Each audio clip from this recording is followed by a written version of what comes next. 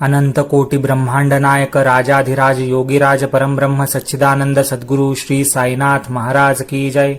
श्री साई सच्चरित्र मराठी अर्थ अध्याय 26 अपस्मार आत्महत्या निवारणम तथा निजगुरुपद स्थिरीकरणम म्हणजे दर्शनाला येणाऱ्या पितयांच्या मुलाला फेफऱ्याचा रोग बरा करणं, पुण्याच्या आंबेडकरांचा आत्महत्येचा विचार मोडून काढणं आणि मुंबईच्या पंतांना त्यांच्या गुरूंच्या चरणी कायम करणं इत्यादी कथा या अध्यायात आहेत। अध्याय 26 सुरुवात करूया। श्री गणेशाला नमस्कार असो, श्री कुलदेवीला नमस्कार असो, श्री सरस्वती देवीला नमस्कार असो, श्री गुरु महाराजांना नमस्कार असो, श्री सीता व श्री रामचंद्र यांना नमस्कार असो, श्री सद्गुरु साईनाथांना नमस्कार असो। हे पंचमहाभूतांचे मन व इंद्रिय यांनी समजण्याजोग्या सर्व सजीव व निर्जीव पदार्थांच्या समुदायांचे हे जग आरशात पडलेल्या शहराच्या प्रतिबिंबाप्रमाणे मायेचा घोटाळ्यात पाडणारा देखावा आहे। खरोखर पाहता आत्मस्वरूपता ओवलेले हे विश्व उत्पन्न झालेले नसते, तरी पण ते आत्मस्वरूपी स्थित असलेले सजीव व निर्जीव जग उत्पन्न झालेले उद्भूत असे भासते। जे जे काही आरशात दिसते ते वास्तविक तेथे नसते।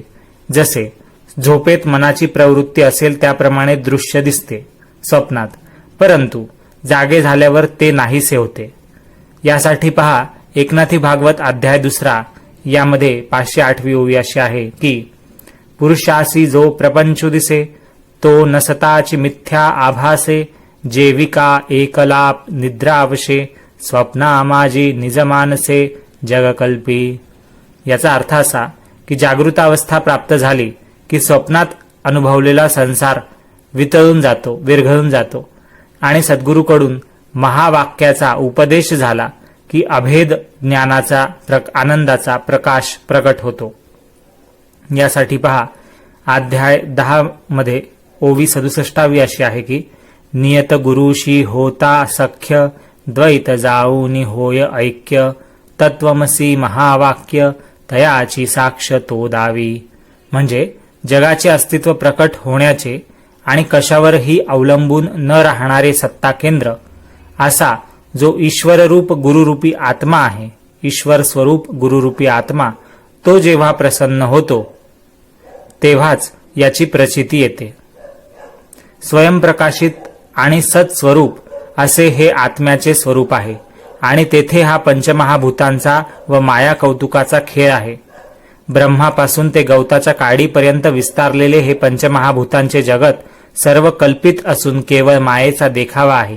त्याच्या खऱ्या स्वरूपाची जाण नसल्याने सुताच्या जाड दोरीला जसे साप, फुलाची किंवा मण्यांची माळा, लाकडी सोटा किंवा पाण्याचा प्रवाह असे चुकीने समजतात, तसेच आत्म्याच्या यथार्थ ज्ञानाच्या अभावी आत्म्याच्या ठिकाणी हा जगाचा पसारा अस्तित्वात असल्याचे दिसते। गुरुच्या उपदेशाने जागृतीचा काळ आला म्हणजे तत्वज्ञानाने, परमेश्वराच्या यथार्थ ज्ञानाने मायामय देखाव्याचा नाश होतो। गुरु या धातूचे तृतीय पुरुषी एकवचनाच्या रूपाचा म्हणजे गृह्णाती याचा अर्थ मनात धरला तर शिष्याला तत्वज्ञानाचा उपदेश करण्याला गुरु हा एकच जगात समर्थ आहे असे लक्षात येईल। गुकारं च गुणातीतं ऋकारं रूपवर्जितं गुणातीत स्वरूपं च यो दद्यात् स गुरुः स्मृतः। गुरुगीतेमधला हा 46वा श्लोक। गुरु या शब्दातील गु हे अक्षर गुणातीत म्हणजे गुणांच्या पलीकडच्या स्वरूपाचे निदर्शक सिंबॉल असून रू हे अक्षर रूपातील स्वरूपाचे निदर्शक म्हणजे सिंबॉल आहे। गुण आणि रूप गुरु यांच्या पलीकडच्या म्हणजे निर्गुण व निराकार स्वरूपाची जो प्राप्ती करून देतो किंवा साक्षात्कार घडवतो म्हणजे गुण आणि रूप यांच्या पलीकडे जो निर्गुण निराकार स्वरूपाची प्राप्ती करून देतो तो असतो गुरु, त्यालाच म्हणतात गुरु। म्हणून साईबाबांना विनंती करूया की आमची बुद्धी आत्मपरायण, नित्य व अनित्य यातील भेद जाणणारी करून विषय सुखांचा त्याग करण्यात तत्पर झालेली करा. मी तर सदा सारासार विचार नसलेला मूर्ख, अविद्यारूपी अडथळ्यांनी झाकलेला आणि सदा सर्वदा मूर्खपणाच्या कल्पना करीत असणारा असा आहे. म्हणूनच मला हे कोडे पडले आहे. बाबा, गुरु व वेदांत यांच्या वचनांवर मी अढळ विश्वास ठेवीन असे करा. माझे म्हणजे माझे मन आरशासारखे स्वच्छ होईल आणि त्यात आत्मज्ञानाच्या उपदेशाचा छाप स्पष्ट उमटेल, म्हणजे मनाला नीट कळेल. आणखी हे सद्गुरू साई समर्था, या कळलेल्या ज्ञानाची यथार्थ सत्यता पटवून द्या, कारण अनुभवाशिवायच्या तोंडाच्या बडबडीने परमार्थ कसा साधला जाईल. म्हणून बाबा, आपल्या प्रभावाने हे ज्ञान प्रत्यक्ष शरीराने अनुभवायला मिळू द्या, म्हणजे सायुज्य मुक्ती सहज प्राप्त होईल. सायुज्य मुक्ती म्हणजे ज्यात जीवात्मा परमात्म्यात विलीन होऊन जातो ती मुक्ती. कृपा करून मला हेच दान द्यावे. त्यासाठी देवा सद्गुरू साई, मी तुम्हा चरणी माझा देहाभिमान अर्पण करतो. आता येथून तुझे तूच पहा, माझे मी पण माझ्याकडे नाही. माझा देहाभिमान घेऊन टाक, म्हणजे मला सुख दुःखाची जाणीव होणार नाही. तुझ्या इच्छेप्रमाणे कळसूत्र चालवून, म्हणजे हे सगळे निर्णय घेऊन माझ्या मनाला बांध घाल, म्हणजे अडव, अथवा माझे जे मी पण ते तू स्वतःच होऊन सुखदुःखांचे भोगणे तूच घे. मला त्याची काळजी नको. हे पूर्ण कामा साईनाथा, म्हणजे हे कामना इच्छा पूर्ण करणाऱ्या साईनाथा, तुझा जय जयकार असो. तुझ्या ठिकाणी माझी भक्ती जडो. हे सर्व शुभ गोष्टींचे निवासस्थान असलेल्या साईनाथा, माझे हे चंचल मन तुझ्या पायी शांत होवो. तुझ्या वाचून दुसरे कोणी आम्हाला आमच्या हिताचे शब्द सांगेल का? आणि आमची दुःखे दूर करून मनाचे समाधान करेल? तुझ्या वाचून कोणीच नाही. बाबा, शिर्डीचे भाग्य म्हणून आपले येथे येणे झाले. पुढे तेथेच आपण वास्तव्य केले आणि त्या जागेला तीर्थयात्रेचे स्थान बनवले. धन्य शिर्डीचे पुण्य की हा साई कृपावंत होऊन या जागेला आपल्या वास्तव्याने अलंकृत करून तिला भाग्यवंत करता झाला. हे साईनाथा, तूच मला प्रेरणा देणारा आहेस, तूच माझ्या वाणीला गती देणारा आहेस, तेव्हा तुझे गुण गाणारा मी कोण? सर्व कार्य करणारा आणि करवणारा तूच एक आहेस. तुझा नित्य सहवास हाच आमचा वेदांताचा अभ्यास आणि तुझ्या चरित्राचे श्रवण हेच आमचे पोथ्या पुराणांचे पारायण आहे. एकही क्षण वाया जाऊ न देता, म्हणजे एकसारख्या तुझ्या नामाचा जप करणे हेच आमचे नित्याचे ध्यान आहे आणि हेच आमचे मनाचे समाधान आहे. ज्यामुळे ईश्वर भजनाला आम्ही पाठमोरे होऊ असले सुख आम्हाला नको. त्यापेक्षा परमार्थाला बाधक, म्हणजे परमार्थाला अडथळा ठरेल असे अधःपतन ते कोणते असेल दुसरे? आनंदाचे अश्रू हेच जणू काय तापलेले गरम पाणी, त्याने तुझे पाय धुवू. शुद्ध प्रेम जणू काय चंदन, त्याने तुझ्या अंगाला उटी लावू. आणि उत्तम प्रकारची श्रद्धा हीच जणू काय पांघरण्याचे वस्त्र, ते तुझ्या अंगावर घालू. बाह्य उपचारांच्या पूजेपेक्षा या मानसिक पूजाविधीनेच, म्हणजे मानस पूजेनेच आम्ही तुला सुप्रसन्न आणि सुख संपन्न करू. मन पूर्णपणे एकाग्र करून सात्विक अष्टभावरूपी 8 पाकळ्यांचे अतिनिर्मळ कमल पुष्प तुझ्या चरणी वाहू आणि त्याचे उत्तम फळ आम्ही प्राप्त करू. भोळी भक्ती किंवा श्रद्धा हाच जणू काय आम्ही दिलेला तुला लावलेला बुक्का, तो तुझ्या कपाळाला बुक्का आम्ही लावू. बुक्का म्हणजे काळ्या रंगाचा पावडर आपण म्हणू शकतो त्याला. जसं गंध असतो किंवा गुलाल असतो गुलाबी रंगाचा, कुंकू असतं लाल रंगाचा, तसा बुक्का असतो काळ्या रंगाचा. दृढ भक्ती जणू काय कमरबंध, म्हणजे तुझ्या कमरेवरचं दागिना, ती तुझ्या कमरेला बांधू दृढ भक्ती. आणि तुझ्या पायांच्या अंगठ्यावर मान ठेवून, म्हणजे सर्वस्वी तुला शरण येऊन अलौकिक आनंददायक मौज लुटू. प्रेम जणू काय रत्नांचे अलंकारच, त्याने तुला सजवू प्रेमाच्या अलंकारांनी. आमचे सर्वस्व म्हणजे जणू काय दृष्ट काढण्याची कडुलिंबाची पाने, मीठ, मोहऱ्या आहेत वगैरे त्याने ओवाळून तुझी दृष्ट काढू, म्हणजे तुझी नजर उतरवू. 5 प्राण म्हणजे जणू काय चौऱ्या, त्या तुझ्यावर ढाळू. चौऱ्या म्हणजे वारा घालण्यासाठीचा एक प्रकारचा लांब केसांचा किंवा मोरपंखाच्या केसांचा, कापसाच्या धाग्यांच्या केसांचा असा ब्रश सारखा, झाडू सारखा प्रकार. आमचे तन्मय होणे हेच जणू काय छत्रच तुझ्या डोक्यावर धरलेले, त्याने तुझे उन्हापासून आम्ही रक्षण करू. अशा प्रकारे गंध अर्घ्य सहित अष्टउपचारांची स्वानंदरूपी पूजा तुला अर्पण करून हे साई राजा, आमच्या कामासाठी आम्ही तुझी आराधना करू.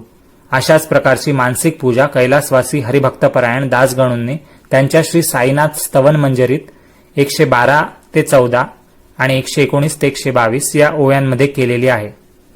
आपण साई स्तवन मंजिरी लवकरच मराठी अर्थ आणि हिंदी अर्थासहित लवकरच उपलब्ध करू आपल्या गुड रीडिंग चॅनलवर. पुढे ऐकूया पोथीचा अर्थ, अध्यायाचा अर्थ. आपले इच्छित प्राप्त करून घेण्यासाठी साई समर्थ या नामाचा जप करू आणि या मंत्राने परमार्थ साध्य करून आपल्या निष्ठेचे सार्थक करून घेऊ. पूर्वीच्या अध्यायात अत्यंत दयाळू श्री साई समर्थ आपल्या भक्तांचे कल्याण साधण्यासाठी त्यांना कशी शिकवण देत असत हे सांगितले. आता या अध्यायात, या 26व्या अध्यायात दर्शनाला आलेल्या भक्ताला आपल्या मूळ गुरुच्या पायी कशा तऱ्हेने स्थिर करीत होते साईबाबा, त्या कथेतील कौशल्य लक्षात देऊन ऐका. मागच्या अध्यायाच्या शेवटी ज्या पंत नावाच्या भक्ताच्या कथामृताचा जो निर्देश केला, त्यातील तत्व मनात पक्के होण्यासाठी बाबांनी त्यांना कसकसे अनुभव दाखवले, कसे डोळ्यात निष्ठारूप अंजन घातले आणि कसे आपल्या गुरुपदी स्थिर केले आणि कसे मन शांत केले, ते ध्यान देऊन श्रोत्यांनी ऐकावे. एकदा एक पंत नावाचे भक्त, त्यांचं नाव पंत होतं, असे भक्त मित्रांच्या संगतीत साईंच्या दर्शनाच्या इच्छेने मोठ्या प्रयत्नाने शिर्डीला आले, शिर्डी येथे गेले. ते पूर्वीच अनुग्रह पावलेले असून, म्हणजे कृपा झालेली असून, आपल्या गुरुचरणी स्थिरचित्त होते. शिर्डीत कशासाठी जायचे अशी त्यांच्या मनात शंका उत्पन्न झाली. म्हणजे त्यांना त्यांचे गुरु होते आणि तिथे त्यांच्यावर त्यांच्या गुरूंची कृपा झालेली होती, म्हणून त्यांना वाटत होतं की शिर्डीत कशाला जायचं. परंतु जसा ज्याचा योग असतो त्याप्रमाणे माणसाला आधी कल्पना नसलेला भोग प्राप्त होत असतो. पंतांना साई दर्शनाची संधी चालून आली आणि ती हटकून सुखकारक ठरली. आपण एक योजना आखतो, पण ईश्वराच्या मनात दुसरेच काही असते. अदृष्टापुढे म्हणजे नशिबापुढे काही चालत नसते. कसे ते स्वस्थ चित्ताने ऐका. शिर्डीच्या प्रवासाला जाण्याचे ठरवून कित्येक मंडळी अगदी आनंदाने एकत्र जमून आगगाडीत म्हणजे रेल्वेमध्ये बसून आपापल्या ठिकाणाहून निघाली होती. ही मंडळी जेव्हा गाडीत चढली म्हणजे रेल्वेत चढली, तेव्हा तेथेच अकल्पितपणे हे पंतही बसलेले होते. बोलता बोलता पंतांना त्या मंडळींचा शिर्डीला जाण्याचा बेत कळला. त्या मंडळीत पंतांचे काही स्नेही आणि विहिणी व्याही म्हणजे मुलाचे किंवा मुलीचे सासू सासरे इत्यादी होते. पंतांच्या मनात मुळीच नसताना ओढून ताणून त्या मंडळींच्या शिर्डीला जाण्याच्या आग्रहात पंत सापडले. आधी पंतांचा जेथे जाण्याचा विचार होता त्या ठिकाणापर्यंतचे तिकीटही त्यांनी काढलेले होते, परंतु पुढे तो विचार त्यांनी बदलला. ते विरार स्टेशनवर उतरले आणि मंडळी मुंबईला पुढे गेली. मग पंत देखील खर्चासाठी उसने पैसे घेऊन मुंबईला गेले. मित्रांचे मन मोडवत नव्हते. आपल्या गुरुची संमती घेतली आणि मग ते सर्व मिळून आनंदाने शिर्डीला येऊन पोहोचले. सकाळी 11च्या सुमारास म्हणजे 11 वाजता ते सगळे मशिदीत गेले आणि बाबांच्या पूजेसाठी भक्तांची गर्दी पाहून त्यांना उल्हास वाटला आणि बाबांचे रूप पाहून ते आनंदित झाले. इतक्यात पंतांना चक्कर येऊन ते बेशुद्ध होऊन पडले. त्यांच्या जीवाला अशक्तता आली आणि शरीर अगदी हालचाल शून्य झाले. हे पाहून सोबत आलेल्या मंडळींना काळजी वाटली आणि त्यांचे मन अगदी अस्वस्थ झाले. परंतु साईबाबांच्या कृपादृष्टीने व त्या मंडळींच्या मोठ्या मदतीने मस्तकावर पाणी छाटल्यानंतर म्हणजे पाणी शिंपडल्यानंतर पंतांची बेशुद्धता समूळ नष्ट झाली, म्हणजे ते शुद्धीवर आले. ते शुद्धीवर आले आणि खडबडून उठून बसले, जणू काय झोपेतून आत्ताच उठून बसले. साईबाबा पूर्ण अंतर्ज्ञानी होते. पंतांनी आधीच गुरुचे शिष्यत्व पत्करलेले आहे हे त्यांनी जाणले होते, म्हणजे दुसऱ्या एका गुरूंचं शिष्यत्व पंतांनी स्वीकारलं होतं हे साईंना कळलं. म्हणून त्यांना आश्वासन देऊन बाबांनी त्यांना त्यांच्या गुरूंच्याच पायी कायम केले. बाबा काय म्हणाले त्यांना, पंतांना ऐका. साईबाबा म्हणाले त्यांना की प्रसंग काहीही येवो, आपणा तकिया छोडणार नाही. म्हणजे जिथे तू आश्रय घेतलायस त्या आश्रयाचं स्थान सोडू नकोस. सदा सर्वदा आपल्या स्थानाला चिकटून राहावे आणि एकनिष्ठपणे सर्व गुरूंची ऐक्यता म्हणजे सगळे गुरु एकाच ठिकाणी आहेत हे लक्षात ठेवावे. पंतांना ती खूण पटली, म्हणजे साईंचं बोलणं पटलं आपल्या गुरुची आठवण झाली आणि साईबाबांच्या कनवाळूपणाची आठवण त्यांना जन्मभर राहिली. त्यांचे गुरु जे होते त्यांच्यावरच त्यांनी श्रद्धा ठेवली आणि मनातले विषय सगळे शंका कुशंका दूर केल्या साईंच्या बोलण्यामुळे. तसेच एक मुंबईचे हरिश्चंद्र पितळे, पितळे हे आडनाव आहे त्यांचं, हरिश्चंद्र पितळे नावाचे गृहस्थ त्यांचा मुलगा फेफऱ्याच्या दुखण्याने पिडलेला असल्याने फार त्रासून गेला होता. त्याला एक रोग झाला होता फेफऱ्यांचा, म्हणजे फुफ्फुसांचाच एक रोग असा असावा असा मी अंदाज करतोय.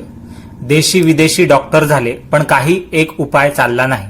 सर्वांचे प्रयत्न हरलेले पाहून शेवटी साधू संत राहिले. सन 1910 साली 1910 दासगणूंनी कीर्तने सुरू केली. दासगणूंची तेव्हा कीर्तनं सुरू झाली होती 1910 नंतर. श्री साईनाथांची कीर्ती पसरून शिर्डीची यात्रा तेव्हापासून वाढली होती. लोक यायला लागले होते दूरदूरून. शिर्डी कोठले कानाकोपऱ्यातले गाव म्हणून, परंतु मोठ्या भाग्याचे होते ते आता पंढरपूर झाले आणि यात्रा अपार लोटू लागली शिर्डीला. साईबाबा केवळ दर्शनानेच किंवा नुसत्या हाताच्या स्पर्शानेच किंवा फक्त कृपेने पाहून रोग घालवतात असे अनेकांना अनुभव आले. त्यांना अनन्यपणे शरण गेले म्हणजे भक्तांचे कल्याण होत असते. सगळ्यांच्या मनातील इच्छा जाणून बाबा त्या सर्व पुरवीत असत. उदी लावल्याने भूत पिशाचे पळून जातात. उदी म्हणजे बाबांच्या धुनीतील राख. आशीर्वादाने रोग नाहीसे होतात आणि कृपादृष्टीने दुःखे जवळ येत नाहीत. हे ऐकून लोक शिर्डीला धावून जातात. असा साईबाबांचा महिमा दासगणूंच्या ग्रंथातून कथाकीर्तनातून कर्णोपकरणे ऐकून पितळे यांना त्यांच्या दर्शनाची उत्सुकता झाली. सर्व मुले बाळे आणि भेट म्हणून नाना प्रकारची फळे बरोबर घेऊन ते आपल्या पूर्वपुण्याईच्या योगाने बाबांच्या दर्शनाला शिर्डीस येऊन पोहोचले. हरिश्चंद्र पितळे तेथे मुलाला बाबांच्या पायांवर घातले आणि स्वतःही बाबांपुढे लोटांगण घातले पितळेंनी. तोच एक अगदी वेगळाच प्रकार घडला आणि पितळे मनात अत्यंत गडबडून गेले. साईबाबांची दृष्टादृष्ट होताच मुलगा एकाएकी बेशुद्ध पडला आणि डोळे गरगर खालीवर फिरवून खाली पडला आणि ते मातापिता घाबरून गेले. तो मुलगा जमिनीवर बेशुद्ध पडला. तोंडाला खूप फेस आला आणि आई बापांना काळजी पडली की या दैवभोगाला, या नशिबाला काय करावं, काय उपाय करावा. त्या मुलाचा श्वासोच्छ्वास कोंडला गेला असे वाटले. तोंडातून सारखा फेस येत राहिला आणि सर्व शरीराला घाम सुटला आणि त्याची जिवंत राहण्याची आशाच खुंटली. असे झटके अनेक वेळा मुलाला पूर्वी येऊन गेले होते, परंतु एकही खेपेला इतका उशीर झाला नव्हता. हा झटका तर न भूतो न भविष्यती, म्हणजे आधी कधी पाहिला नाही इतका मोठा होता, इतका वेळ चालणारा आणि भयानक असा होता आणि पुढेही कधी कोणी पाहिल असं वाटत नव्हतं. याने तर मरण येते की काय अशी स्थिती आणली या झटक्याने. बाळाची अशी अवस्था पाहून आईच्या डोळ्यातील अश्रू थांबत नव्हते. ती बाई मनात म्हणाली की आपण आलो कशा करता आणि हे झाले काय. उपाय शोधायला गेलो तर अपायच ठरला. साईबाबांचे पाय असे प्राणघातक का बरे व्हावेत. आमचा सर्व खटाटोप व्यर्थ गेला. चोराच्या भीतीने घरात शिरावे, तोच घरच अंगावर कोसळावे. वाघ खाईल म्हणून गायीने जीवाच्या भीतीने पळून जावे, तो तिला वाटेत कसाही भेटावा. कसाई म्हणजे गायीला मारणारा. उन्हात तापलेल्या वाटसरूकडे म्हणजे रस्त्यावरून चालणाऱ्या पांथस्थाने झाडाच्या सावलीत विसावा घ्यावा, तो ते झाडच उपटून अंगावर पडावे.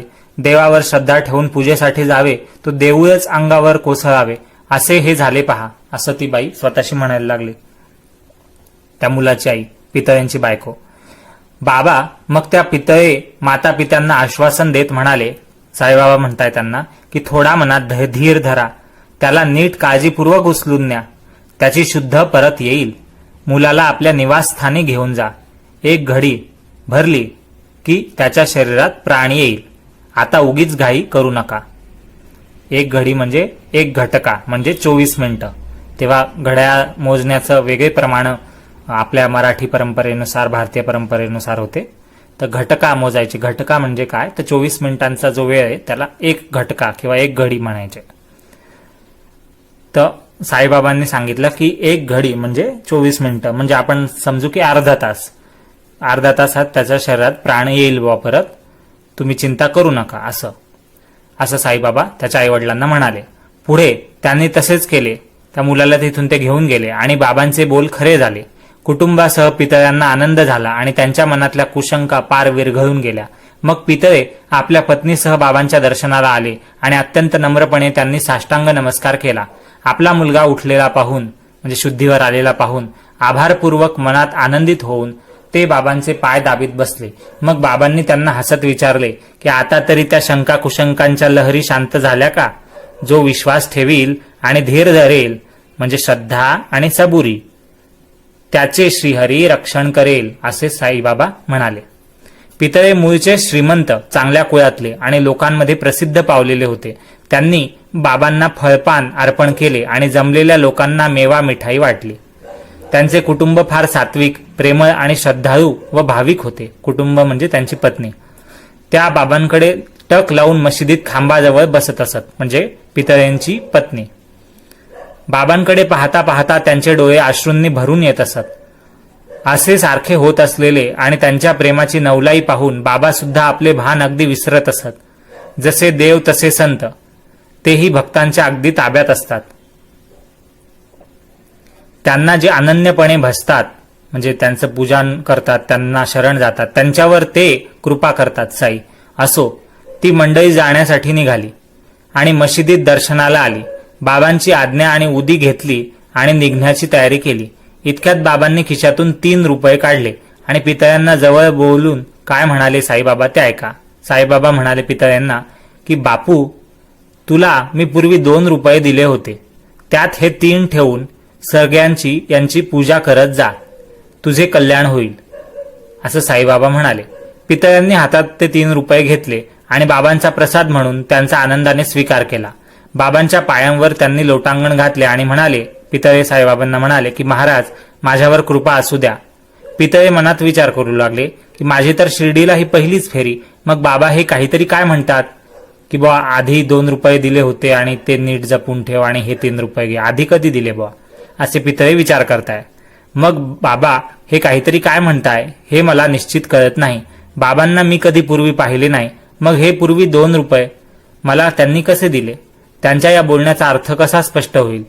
असं पितळ्यांची ती जाणण्याची इच्छा वाढली, परंतु बाबांनी पत्ता लागू दिला नाही आणि ती अस्पष्टता तशीच राहिली. संत सहज जरी काही बोलले तरी त्यांचे ते शब्द खरे होत असतात याची जाणीव पितळ्यांच्या मनात होती आणि म्हणून ते विचारात पडले. परंतु पुढे ते जेव्हा मुंबईला आपल्या घरी परत गेले, तेथे एक म्हातारी होती जिने त्यांच्या या प्रश्नाची जिज्ञासा पुरी केली, म्हणजे उत्तर दिलं की बा 2 रुपये साईंनी दिले होते ते कोणते होते. ती म्हातारी म्हणजे पितळ्यांची आई होती. सहज शिर्डीची हकीकत विचारत असताना 3 रुपयांची गोष्ट निघाली, परंतु तिचा कशाशी संबंध जुळवता येईना. नंतर विचार करता त्या म्हातारीला आठवण झाली आणि ती त्यांच्या मुलाला म्हणजे पितळे यांना म्हणाली की आता मला खरंच आठवलं, बाबा बोलले ते अगदी खरं आहे. आता तू तुझ्या मुलाला शिर्डीला नेऊन साईंचे दर्शन करवलेस, तसेच तुझ्या वडिलांनी तुला पूर्वी अक्कलकोटी नेले होते स्वामी समर्थांच्या पायाशी. तेथील महाराज देखील महाप्रसिद्ध सिद्धपुरुष, अंतर्ज्ञानी, योगी, विद्वान आणि परोपकारी होते, म्हणजे स्वामी समर्थ. तुझे वडीलही आचरणाने शुद्ध होते. तुझ्या वडिलांची पूजा घेऊन ते योगीराज स्वामी समर्थ प्रसन्न झाले होते आणि त्यांनी प्रसाद म्हणून 2 रुपये पूजन अर्चन करण्यासाठी दिले होते. ते 2 रुपये तुमच्या देवदेवतांच्या पूजेत होते आणि तुमचे वडील अत्यंत श्रद्धेने नियमितपणे त्या 2 रुपयांची पूजा करीत होते, जे स्वामी समर्थांनी त्यांना दिले होते. त्यांची निष्ठा मला एकटीला ठाऊक होती, त्याप्रमाणे ते वागत गेले होते. त्यांच्या मागे ती पूजेची साहित्ये मुलांची खेळणी झाली. म्हणजे वडील गेले बा तुमचे आणि त्यांना जे स्वामी समर्थ अक्कलकोटच्या स्वामी समर्थांकडून, श्री स्वामी समर्थांकडून जे 2 रुपये मिळाले प्रसाद म्हणून, ते पूजा करत होते, जिवंत होते तोपर्यंत तुमचे वडील म्हणजे पितळ्यांचे वडील. आणि नंतर मग तुम्ही मुलं खेळायला लागले ते पैसे. मुलांची देवावरची श्रद्धा उडाली, पूजेची लाज वाटू लागली आणि पूजेसाठी लहान मुलांची नेमणूक झाली. मग रुपयांची दात कोण घेणार, म्हणजे त्या 2 रुपयांकडे कोण लक्ष देणार? अशी कित्येक वर्ष लोटली. त्या रुपयांची बेदाद झाली म्हणजे अव्यवस्था झाली, नीट काळजी घेतली गेली नाही, पूजा केली गेली नाही. त्यांची आठवणही साफ नाहीशी झाली आणि ती रुपयांची जोडी हरवली, म्हणजे ते 2 रुपये इकडे तिकडे हरून गेले. असो, तुमचे भाग्य मोठे की साईंच्या रूपाने ते अक्कलकोट स्वामी महाराजच विस्मरणाचे आच्छादन दूर करण्यासाठी, म्हणजे जे तुम्ही विसरले होते ते लक्षात आणून देण्यासाठी आणि संकटांचे निवारण करण्यासाठी साईच्या रूपांनी तुम्हाला भेटले अक्कलकोटचे स्वामी समर्थ. तरी आता यापुढे चुकीच्या खोट्या कल्पना सोडून द्या, आपल्या पूर्वजांच्या आचरणाकडे लक्ष द्या, चुकीचे व्यवहार करू नका आणि या रुपयांचे पूजन करीत जा आणि या संतांच्या प्रसादाचे भूषण माना. साई समर्थांनी ही खूण तुम्हाला पटवून तुमची भक्ती पुन्हा जागृत केली आहे, जागी केली आहे, असं ती आई त्यांच्या मुलाला म्हणजे पितळे साहेबांना म्हणाली. आईची ही गोष्ट ऐकून पितळ्यांच्या मनाला अत्यंत श्रेष्ठ असा आनंद झाला आणि साईबाबांच्या व्यापकतेची मनात खात्री पटून त्यांना दर्शनाचे सार्थक झाल्याचे वाटले. आईच्या शब्दरूपी अमृताने पितळ्यांच्या नष्ट झालेल्या भावना जागृत केल्या, पश्चातापरूपी प्रायश्चित्त घडवून दिले आणि पुढचे कल्याण दाखवून दिले, म्हणजे त्यांच्यावर कृपा केली साईंनी. असो, होणार ते होऊन गेले. संतांनी पुढच्या कार्यासाठी जागे केले आणि त्यांचे उपकार मानून पितळे आपल्या कामात सावध राहिले. असाच आणखी एक अनुभव सांगतो, असं हेमाडपंत आपल्याला सांगतायत. भक्तांच्या स्वैर अविचारी वृत्ती बाबा कशा आवरतात ते स्वस्थ चित्ताने ऐका. गोपाळ नारायण आंबेडकर नावाचे पुणे येथे राहणारे साईबाबांचे एक श्रेष्ठ भक्त होते. त्यांची कथा आदरपूर्वक ऐका. इंग्रज सरकारच्या पदरी अबकारी खात्यात त्यांची नोकरी होती, म्हणजे एका डिपार्टमेंटमध्ये त्यांची नोकरी होती. 10 वर्ष ती पुरी झाल्यानंतर, म्हणजे 10 वर्ष जॉब केल्यानंतर इंग्रजांच्या सरकारी खात्यामध्ये ती नोकरी सोडून ते गोपाळ नारायण आंबेडकर घरी बसले. त्यांचे नशीब फिरले आणि प्रतिकूल झाले, म्हणजे विरुद्ध झाले, म्हणजे संकट यायला लागली, त्यांच्या दुःख यायला लागले. सर्व दिवस काही सारखे नसतात. ग्रहदशेचे फेरे आले, ते भोगल्याशिवाय कोणाला बाजूला होता येईल का? सुरुवातीला ते ठाणे जिल्ह्यात नोकरीला होते. पुढे नशिबात जव्हार आले. जेथे अंमलदार होते तेथेच ते बेकार झाले. नोकरी ही जणू काय आळूच्या पानावरची पाणी होते, म्हणजे आळवावरचं पाणी म्हणतो ना आपण, म्हणजे कायम न टिकणारी अशी होती, क्षणभंगूर होती. पुन्हा परत कशी मिळेल? आंबेडकरांनी नंतर प्रयत्नांची शिकस्त करून पाहिली, परंतु त्यांना यश आले नाही. म्हणून कोणाची गुलामगिरी न करता स्वतंत्र राहण्याचा त्यांनी निश्चय केला. त्यांच्यावर आपत्तींचा कळस झाला आणि ते सर्व प्रकारे हताश झाले. वर्षानुवर्षे त्यांची सांपत्तिक स्थिती खाली खाली गेली. आपत्तीवर आपत्ती आली आणि घरातील परिस्थिती सहन करण्यास कठीण झाली. अशा प्रकारे 7 वर्ष गेली. नोकरी सोडून दिल्यानंतर 7 वर्ष गेली, जेव्हा त्यांना नोकरीच नव्हती. दरवर्षी ते शिर्डीला जात असत आणि बाबांपुढे रात्रंदिवस लोटांगणे घालून नमस्कार करून शरण जाऊन गाऱ्हाणे गात असत, स्वतःचं दुःख सांगत असत. इसवी सन 1916 साली ते अत्यंत वैतागून गेले आणि त्यांना वाटले की शिर्डी क्षेत्री जाऊन जीव द्यावा, म्हणजे आता ते आत्महत्या करायचा विचार करतायत. या खेपेस कुटुंबासह ते शिर्डीत 2 महिने राहिलेले होते. यावेळेस जेव्हा ते आले तेव्हा कुटुंब म्हणजे बायकोसोबत, पत्नीसोबत ते 2 महिने शिर्डीत थांबले होते. एका रात्री काय गोष्ट घडली ती ऐका. दीक्षितांच्या वाड्यासमोर बैलांच्या गाडीवर बसले असताना आंबेडकरांच्या मनात विचारांच्या लहरी चालल्या, म्हणजे ते विचार करायला लागले. रात्री ते जीवनाला कंटाळले होते. त्यांच्या मनाची वृत्ती अगदी उदास झाली होती. ते उदास हताश झाले होते. ते काय विचार करत होते आंबेडकर स्वतःशी पहा. ते विचार करत होते की आता हा त्रास पुरे झाला, आणखी नको, जगण्याची आशा आता सोडून द्यावी. असा विचार करून जीवावर उदार होऊन, म्हणजे जीवाची पर्वा न करता आंबेडकर विहिरीत उडी घालण्यास तयार झाले. दुसरे कोणी जवळ नाही अशी शांत वेळ पाहून आपल्या मनाची हौस पुरवीन आणि दुःखावेगळा होईल असे त्यांनी ठरवले. आत्महत्येचे पाप मोठे भयंकर, तरी ते करण्याचा विचार त्यांनी पक्का केला. परंतु साईबाबा या जगाचे चालक आहेत. त्यांनी आंबेडकरांचा हा विचार टाळला. तेथेच 4 पावलांवर एका खानावळवाल्याचे घर होते, म्हणजे जो मेस चालवतो हॉटेल वगैरे, तर त्याचं घर होतं. तोही बाबांचा सेवक होता. सगुणाने त्यावेळी घराच्या उंबरठ्यावर येऊन आंबेडकरांना विचारले की अक्कलकोट महाराजांची पोथी कधी वाचली होती का? पाहू पाहू कोणती ती पोथी, म्हणून आंबेडकरांनी ती हातात घेतली. सहज पाने चाळून पाहिली अक्कलकोटच्या स्वामी समर्थांची पोथी. आणि मध्येच ते वाचू लागले. कर्मधर्म संयोग कसा जुळून आला पहा. वाचायला विषयही तसाच आला त्या पोथीत, स्वामी समर्थांच्या पोथीमध्ये. आणि तो वाचल्याबरोबर हृदयातील विचारांवर ठसा कसा उमटला ही कथा सहजासहजी आली. ती आता सर्व श्रोत्यांनी ग्रंथाच्या विस्तार भयामुळे श्रोत्यांना मी अगदी थोडक्यात सांगतो. म्हणजे आता ही गोष्ट ऐका. अक्कलकोट येथे आत्मस्वरूपी निमग्न असलेले संत, महान संत स्वामी समर्थ महाराज असताना पुष्कळशा रोगांनी आजारी असलेल्या त्यांच्या एका भक्ताला सहन करण्यास कठीण कष्ट प्राप्त झाले. आता ही गोष्ट सुरू झाली आहे त्या ग्रंथातली, स्वामी समर्थांची, जी हे वाचत होते. गोपाळ नारायण आंबळेकर, जे तिथे आत्महत्या करायला शिर्डीत आले, 2 महिने थांबून, आणि विहिरीत उडी देणार तेवढ्यात तिथे त्यांच्या बाजूला थोड्या अंतरावर खानावळवाल्याचं घर होतं, मेसवाल्याचं. तर त्याने विचारलं की ही पोथी अक्कलकोटच्या महाराजांची, स्वामी समर्थांची, तुम्ही वाचली का?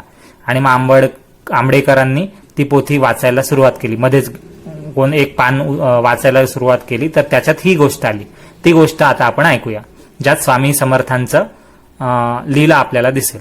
अक्कलकोट येथे आत्मस्वरूपी निमग्न असलेले, तल्लीन असलेले महाराज, महान संत स्वामी समर्थ महाराज असताना पुष्कळशा रोगांनी आजारी असलेल्या त्यांच्या एका भक्ताला सहन करण्यास कठीण कष्ट प्राप्त झाले.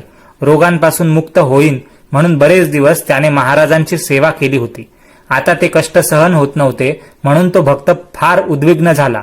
आत्महत्येचा निश्चय करून रात्रीची वेळ पाहून एका विहिरीवर जाऊन त्याने त्यात आपले शरीर झोकून दिले. इतक्यात स्वामी समर्थ महाराज तिथे आले आणि आपल्या हाताने त्याला बाहेर काढले आणि उपदेश केला स्वामी समर्थांनी त्यांच्या त्या भक्ताला की भोक्तृत्व सारे भोगलेच पाहिजे.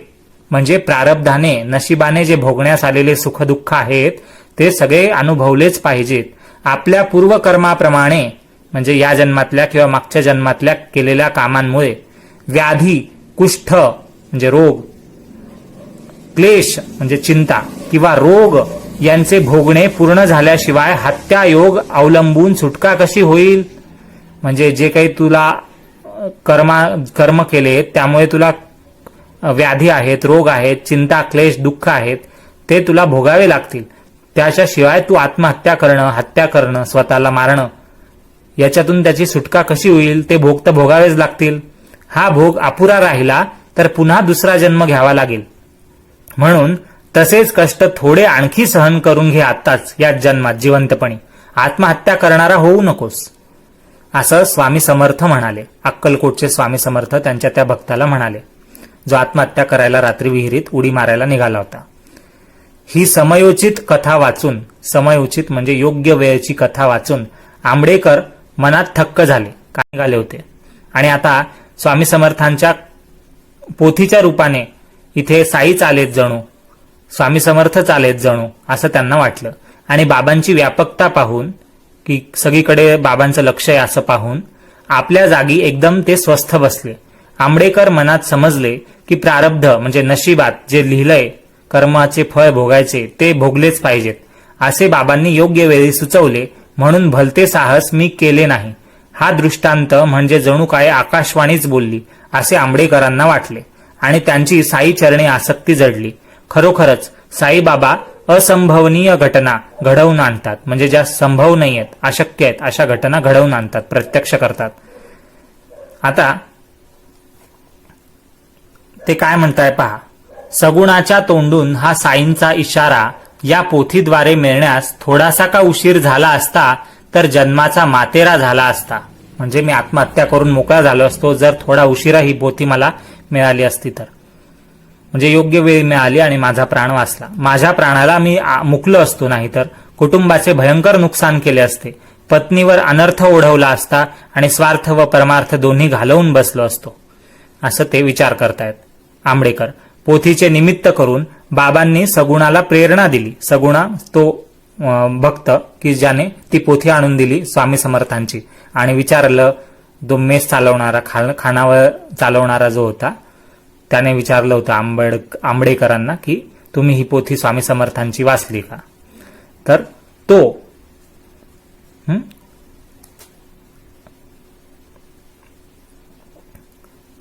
आला नसता सगुणाला त्यांनी प्रेरणा दिली साईबाबांनी त्या भक्ताला, ज्याने ती पोथी आणून दिली वाचायला. आत्महत्येपासून त्यांचे मन परत फिरवले आंबेडकरांचे.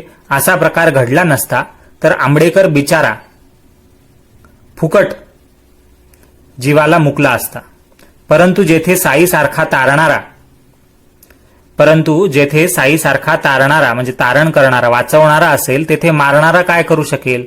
या भक्ताच्या वडिलांची अक्कलकोट स्वामींची भक्ती होती, म्हणजे आंबेडकरांच्या वडिलांची भक्ती होती. तीच मुलाने पुढे चालवावी, हा स्पष्ट बोध बाबांनी त्याला या अनुभव रूपाने करून दिला. असो, पुढे छान झाले. त्यांचे हेही दुःखाचे दिवस निघून गेले. आंबेडकरांनी ज्योतिषशास्त्राचा परिश्रमपूर्वक अभ्यास केला आणि त्याचे फळही उदयास आले. साई कृपा प्रसाद पाहून पुढे चांगले दिवस आले. ज्योतिषशास्त्रात म्हणजे भविष्य पाहण्यात, लोकांचे भविष्य वगैरे पाहायचं, याच्यामध्ये प्रावीण्य संपादलं म्हणजे स्किल मिळवलं त्यांनी. आणि पूर्वीची दैन्य अवस्था म्हणजे गरिबीची अवस्था पार नाहीशी झाली. गुरूंच्या चरणी आंबेडकरांचे प्रेम वाढले. आरोग्य, खुशाली आणि सौख्य झाले, म्हणजे त्यांना निरोगी आयुष्य मिळालं, खुशाली आली, सौख्य मिळालं, सुखसंपन्नता आली आणि संसारात विश्रांती आणि उत्कर्ष लाभून अत्यंत आनंद प्राप्त करते झाले. असे अगणित म्हणजे खूप, एकाहून एक बाबांचे मोठे चमत्कार सांगू जाता या ग्रंथाचा विस्तार वाढेल, म्हणजे ही पोथी खूप मोठी होईल. म्हणून नुसते त्यांचे सार सांगितले, असं हेमाडपंत म्हणाले.